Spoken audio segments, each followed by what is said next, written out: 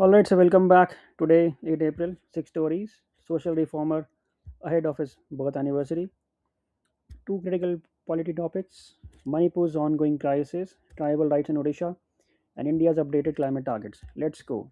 So, first of all, we have the topic number one, which is Jyotiba Phule. Now, April 11 is the 199th birth anniversary of Jyotirao Mahatma Phule, Maharashtra's most radical 19th century social reformer. Born in 1827 to a Mali family in Pune, Phule spent his life attacking the caste system as a political system of exploitation disguised as religion. Now, Phule and his wife Savitri Bai opened India's first school for girls at Bhidewada, Pune in 1848, more than 160 years after Article 21A made free and compulsory education a fundamental right. Savitribai faced physical harassment walking to school each day but persisted. In 1873, Phule published Gulamgiri, Slavery in Marathi, and dedicated it to the African Americans who had just won the Civil War. His argument, the Brahmin Shudra relationship in India, is structurally identical to American slavery. Caste is not a spiritual arrangement, it is an economic system of forced labor legitimized by religious scripture. Now, on September 24, 1873, the same year as Gulamgiri, Phule founded the Satyashodak Samaj, Society of Truth Seekers. It was open to all castes and religions. Its core challenge: Brahmin priests are not necessary intermediaries between people and God. Their monopoly is economic exploitation. Now, Satyashodak Samaj is 1873, Society of Truth Seekers, open to all caste, anti-priesthood. Gulamgiri is 1873 book equating Indian caste with American slavery, dedicated to African Americans. First girls' school, 1848, Bhidewada, Pune. Savitribai Phule, India's first female teacher, co-founder of Bhidewada School. Mahatma title, conferred 1888 by Vittal Rao Krishnaji Vandekar, first social reformers to so title. An anti-caste movement is Phule's tradition, directly influenced Ambedkar. Roots of Maharashtra's social reform legacy, right? Then we have the delimitation. Seat freezes. Seat freeze expires north-south fault line. Now, India's 543 Lok Sabha seats have been frozen at 1971 census levels since the 42nd Amendment of 1976. The 84th Constitutional Amendment, 2001, extended this freeze until until after the first census post 2026. With the 2026 census due, that freeze expires, and the process of redrawing parliamentary constituencies based on the current population will begin. Now, Article 82 mandates readjustment of Lok Sabha seats after each census. The freeze was a political accommodation. States implementing family planning would have been penalized with fewer seats if population proportional delimitation proceeded. Now, the 84th Amendment in 2001 extended the freeze but provided for redrawing constituency boundaries within the frozen total, which was done using the 2001 census data in 2008. Now, here is the structural tension. States like Tamil Nadu, Kerala, and Karnataka reduced their fertility rates successfully. Their population grew more slowly. Under strict population proportional delimitation, high population northern states would gain more seats. Southern states would gain fewer relative to their current share. Article 82. It mandates readjustment of Lok Sabha seats after every census. 84th Amendment extended seat freeze until after first census post 2026. Delimitation Commission, quasi judicial body. Orders cannot be questioned in any court. J&K delimitation 2022. The first recent state level delimitation added 6 seats, 9 reserved for STs. North South representation concern. Southern states fear that population proportional seats reduce their share. Seat freeze is 543 seats, frozen for 50 years. Expiry is the current constitutional movement. Then we have the topic number 3, which is Uniform Civil Code. Article 44, and Uttarakhand's first state UCC. Now, Uttarakhand enacted the India's first state-level uniform civil code in 2024, covering marriage, divorce, inheritance, and adoption uniformly for all citizens, with exemptions for tribal communities. Now, this is the first concrete implementation of Article 44's directive principles in 75 years of independent India. The debate on a national UCC continues. Now, Article 44 places UCC in the directive principles. A state goal: non-justiciable but constitutionally endorsed. Uttarakhand's UCC mandates equal succession rights for sons and daughters, prohibits polygamy across all communities, and gives all citizens the right to adopt. These three provisions are the gender justice core of the UCC. Equal succession rights align all communities with the 2005 Hindu Succession Amendment Act's standard. Adoption rights are significant for Muslim citizens. Islamic personal law does not recognize adoption as a legal institution. The UCC extends this right to all. Now, the central constitutional tension, Article 25, 26 protects religious freedom and denominations' rights over their own affairs. Personal law is considered a part of this. Article 14 to 15 guarantee equality before law regardless of religion. A UCC resolves this by making the equality norm dominant. Now critics argue this is state imposition of majority cultural norms. Article 44 directive principles UCC for citizens non-justiciable but constitutionally mandated as a state goal. Uttarakhand UCC 2024 first state UCC covers marriage, divorce, inheritance, adoption, and a tribal exemption. Shah Bano case.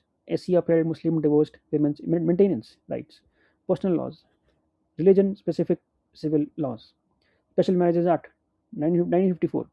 Secular civil marriage available to all citizens, regardless of religion. De facto UCC option. Live in registration.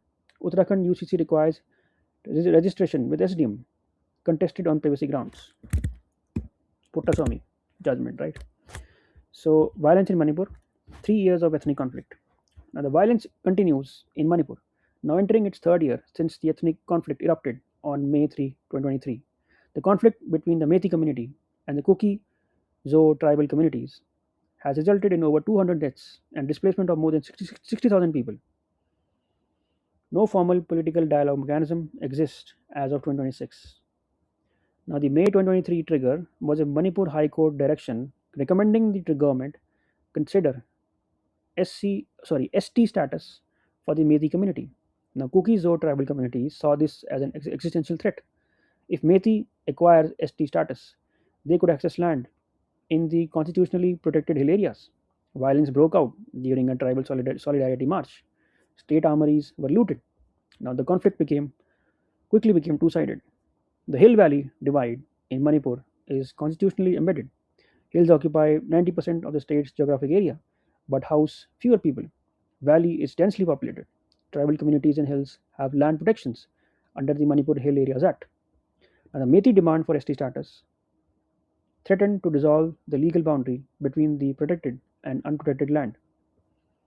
Now, over 40,000 Central Security Forces are deployed under AFSPA, which grants armed forces operational immunity in disturbed areas. The center invoked Article 355 without imposing President's rule, leaving the elected state government in place despite its failure to control the situation. Methi versus Kuki-Zo. Now, Manipur's two primary communities in conflict. Article 355 Union's duty to protect states against internal disturbance. AFSPA is the Armed Forces Special Power Act 1958. Disturbed areas. Operational immunity for security forces. Now, ST status demand.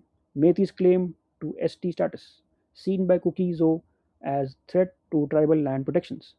Hill Valley divide, 90% geographic area, hills tribal protected versus the 10% valley, Methi dominated. IDP is the internally displaced persons. And then we have the next, which is the Odisha bauxite mining, Niyamgiri precedent, and the tribal rights. So Odisha holds approximately 51% of India's total bauxite reserves, located almost entirely in Schedule 5 tribal areas of the Koraput, Kalahandi, and Raigad districts. New mining proposals continue to face the question, first settled by the Supreme Court in 2013. Can tribal communities, Gram Sabha, consent under the Forest Rights Act and PESA be bypassed for commercial mining? Now, bauxite is the ore of aluminium, and global aluminium demand is growing rapidly, driven by electric vehicles and solar panels. NALCO, National Aluminium Company, mines at Panchpatmatli, Koraput, India's largest open cast bauxite mine. The economic pressure to expand bauxite mining in Odisha is significant, but the reserves sit in constitutionally protected tribal territory. In 2013, The SC directed 12 Gram Sabhas of the Dongriya Kond and the Kutia Kond tribal communities to vote on whether Vedanta's bauxite mining would affect their rights. All 12 voted unanimously against. The court accepted this verdict. Vedanta's mining was blocked. The company eventually exited the project. This is India's most significant example of a community veto over corporate mining. Now, the Forest Rights Act gives tribal communities community forest resources rights. It's a legal right to protect and manage traditionally used forest areas. PESA 996 mandates Gram Sabha recommendation before any mining lease in scheduled areas. Together, these two laws create a consent requirement that mining interests routinely attempt to circumvent through selective Gram Sabha meetings, incomplete right settlement, and procedural attrition. Forest Rights Act 2006 recognizes individual and community forest rights of tribal and traditional forest dwellers. PESA 996 is the Panchayat extension to scheduled areas. Gram Sabha consent required for mining in Schedule 5 areas. Gram Sabha consent, primary community decision making body. Niyamgiri established it as a binding precondition. Niyamgiri judgment. SC directed Gram Sabhas to decide on Vedanta mining. All 12 voted against. Mining blocked. Community forest resource rights. The community forest resource rights under FRA. Community's legal authority over traditionally used forest land and Schedule 5 areas is the constitutionally designated tribal areas. Special protections apply. PESA and FRA govern. Then we have the India's updated NDCs 50% clean power, net zero 2070. India submitting updated nationally determined contributions under the Paris Agreement ahead of the COP30. Now, India's updated NDC commits to 50% of installed electricity from non-fossil fuel sources by 2030 and a 45% reduction in the emission intensity of GDP below 2005 levels, enhanced from the 2016 targets of 40% and 33 to 35% respectively. New NDC submissions are due ahead of the COP30. India's first NDC 2016 set 40% non-fossil installed electricity capacity as the 2030 target. Now, the updated NDC in 2022 raised this to 50%, reflecting India's faster than expected renewable energy deployment. Solar capacity grew dramatically through domestic manufacturing and PLI schemes. Now, India's targets are intensity based, not absolute. Emission intensity means CO2 per unit of GDP.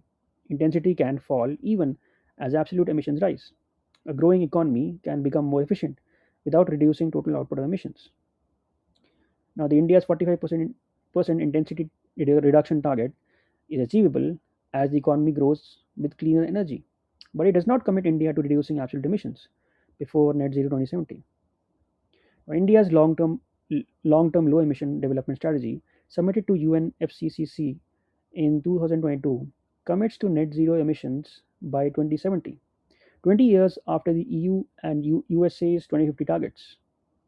India's justification CBDR, common but differentiated responsibilities.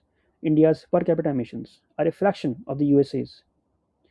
Historical emissions justice means India retains the right to development. NDC is the nationally determined contributions, voluntary national climate targets under Paris Agreement, reviewed every 5 years, 50% non-fossil power, India's updated target, up from 40% in 2016 NDC, 500 gigawatt renewable target, is India's absolute installed renewable capacity goal by 2030. Net zero 2070, India's long-term emissions goal in LTLEDs 20 years after EU USA's 2050 target. CBDR is common but differentiated responsibilities. Developing countries have lower obligations than historical emitters. Now, climate financing gap is India needs $2.5 trillion by 2030. Developed countries $100 billion pledge never fully met. That's it for today. History, polity, security, environment, and climate. Stay consistent, stay sharp. See you tomorrow.